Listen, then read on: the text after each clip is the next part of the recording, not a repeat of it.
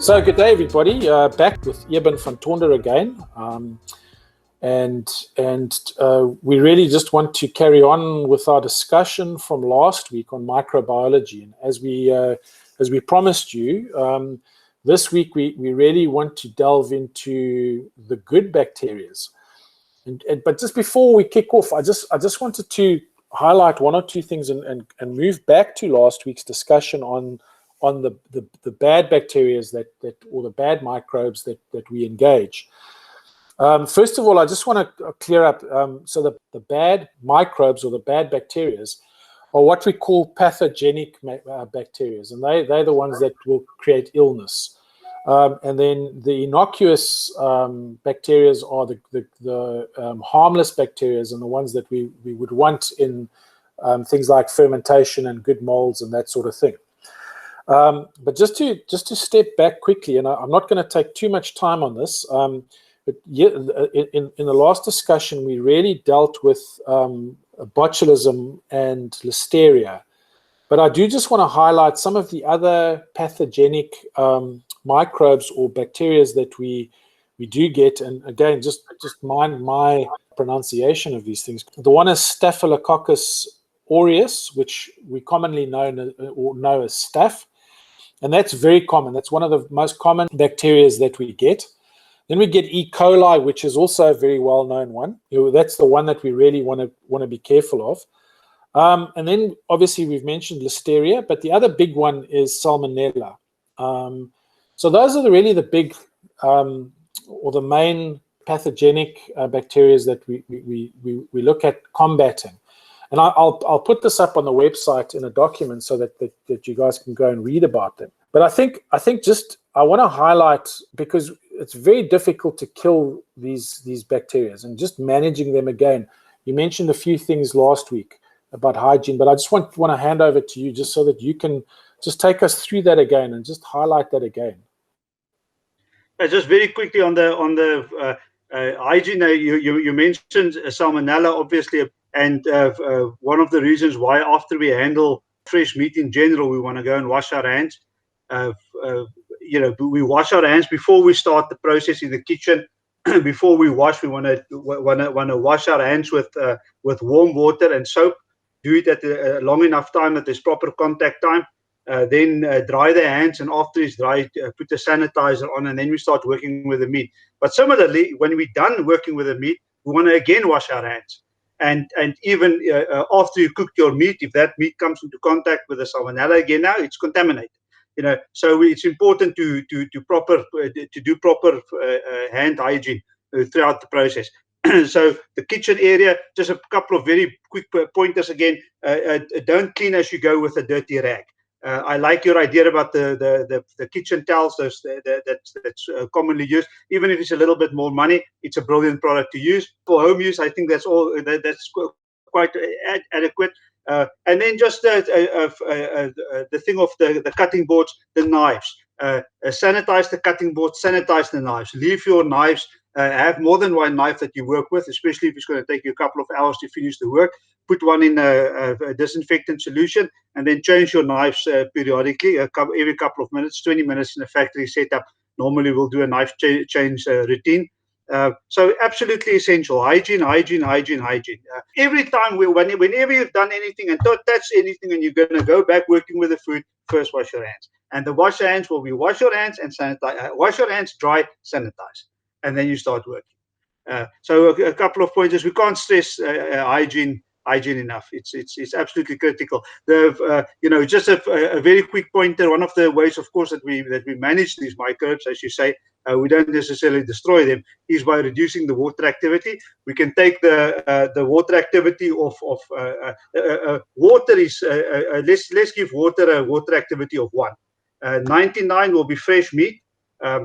And then the water activities go down to 0.6 or 0.5 the water activity, there's really no microbes that can live in those environments. Of course, there's extremophile. Somebody watched listening to us will say, oh, there's an extremophile in some desert that lives in a, well, of course, there's extremophiles that can live in extreme conditions and survive on meteorites and all these type of things. So that's not what we're talking about. It's not these huge, massive exceptions to the rule. And then, and if it's just very simple, if the water activity is 0.6, you can say it's 60% of what normal water would be. Just a simple way of making sense of those numbers. So managing the microbes by reducing the water activity, they need water to do what they do. If they want the nutrients that they're going to use must be dissolved in the water. The water then migrates through their cell walls, and then they absorb it and they eat it. That's how they get their nourishment. If there's no water to dissolve things in, then they don't have nourishment, and they can't do what bacteria do, and that is to eat. And simply put, they eat, they excrete, they poop, and they fart. They let out gases. That's basically, it's like a baby. So we manage these babies. And one of the other ways that we can restrict the water activity is, of course, the things that we want to talk about today: fermentation, crystallization. So manage the bad micro. And then the other thing that we want to remember is that the lactic acid bacteria is really our friends. So absolutely hygiene. Can't overestimate that. Yeah, I think you've preempted what I wanted to just say there. Basically, what Eben says, the only way to really manage the microbes, the bad actors, are hygiene. As he said 20,000 times, and we cannot say it another 20,000 times as being enough. And then obviously by decreasing the pH, decreasing the water activity. And it's very interesting. I was just reading on some, as you say, there are some of the extreme bacteria and molds that mold. I was reading some of them can exist when there's almost hardly any water. It's unbelievable. So we're not really getting rid of them. We're just managing them. I think that's an important factor, and that's why we would want to go into something like fermentation or acidification of the meat, in order because the higher the acid, the more difficult these bacteria are able to be active. That's the point, and obviously to a point where they're completely neutralized.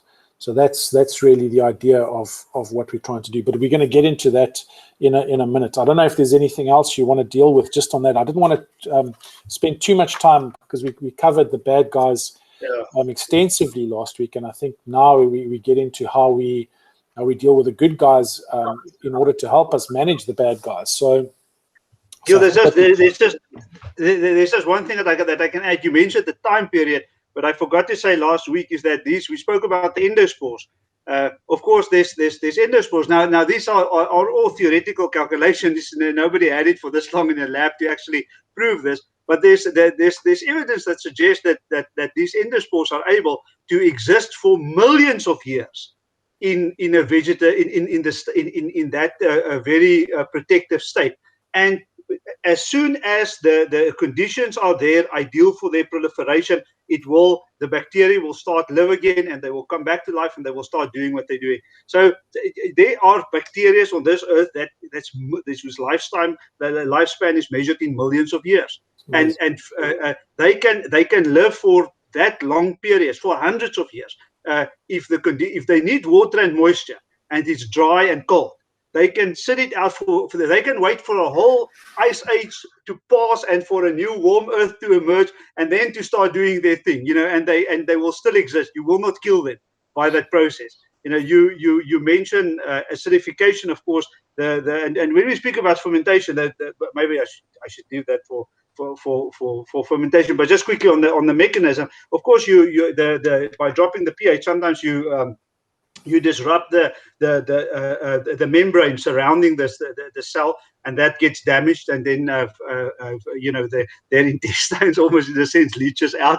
On the other hand, just the denaturing of proteins. The same thing that causes, we spoke about the citric or the acetic acid, the vinegar wash of the meat. Even if you drop the meat on the floor, guys, if the floor is, you know, I would not, because I thought about it, I said throw the meat away. Some people say, you know, I paid a lot of money for this meat, I dropped it on the floor, there's a 3-second rule. I had a German master butcher once, and we were standing in the factory, and a worker dropped a piece of meat off the floor, and the right thing to do is to fire if the meat is picked up, to fire the person on the spot. There's in big all the best factories around the world, that's the standard operating procedure. They will not pick it up and reuse it.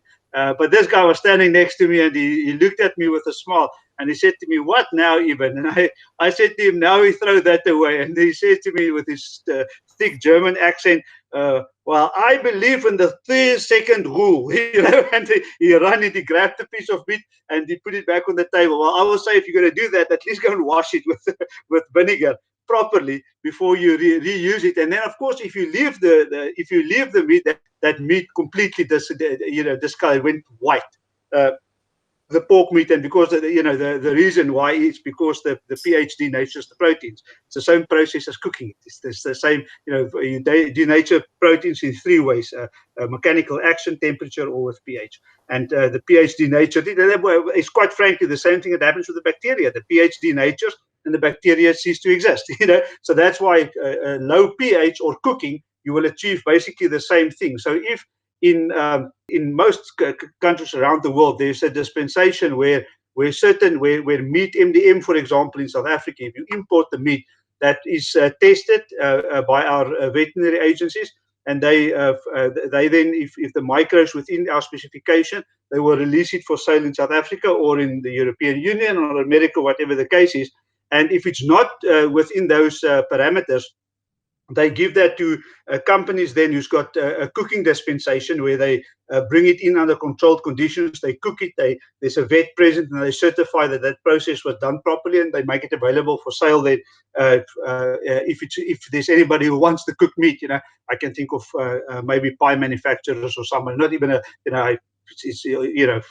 there's not a lot of people who want cooked meat because you can't process it further anymore. But and the same thing, they always give you an option, or they normally give you an option to say you can either treat it with acidity, get the pH below this pH level for a certain time period, or you must cook it at this temperature for this long. You know, and both things, basically the mechanism is about the same. It's more or less the same as denaturing the proteins. So that's the last little bit. Yeah, it's a good point. But we are amazed at how long bacteria can actually survive without being killed, and they can come back to life again. Yeah, again, just to give an analogy, I know last week you used the term germination, and you basically said, yeah, this is just for illustrative purposes, and it's not really what happens, but we understand what germination happens. And again, going back to a desert, your example of the bacteria surviving for such a long thing can be related directly back to seeds. For example, in a desert, seeds may lie dormant for tens of years or hundreds of years, and they get 10 minutes of rain, and all of a sudden these beautiful flowers bloom up all over the place, literally for a day, drop their seeds again, and they move on. And that's the same thing. It's that nature's need to survive and to protect its own species, I suppose. Yeah, and then just going back to your quick, just on this acid, it's just also sparked in me right now. I make a lot of fish dishes where I use acid to actually cook the fish. So something like ceviche, or I mean, the very popular dishes now are things like Hawaiian poke dishes, where you actually infuse the raw fish with citrus, with a bit of orange or lemon juice. And that acid, if you look at that discoloration, that is actually what happens to the fish, and it's almost like the fish is cooking. But what you're doing is you're taking away the bacteria. You're not really cooking the meat. You're just killing the bacteria so that it makes it safe for you to consume. Anyway, so that I think we've covered. I think we've covered the bad actors now, and really what we need to do from a high, from a low level, should I say, cleaning and that sort of thing. If you don't want to miss out on any of our future podcasts, just click on the subscribe button below and hit the notification bell, and you'll be notified as soon as any new podcasts have been posted.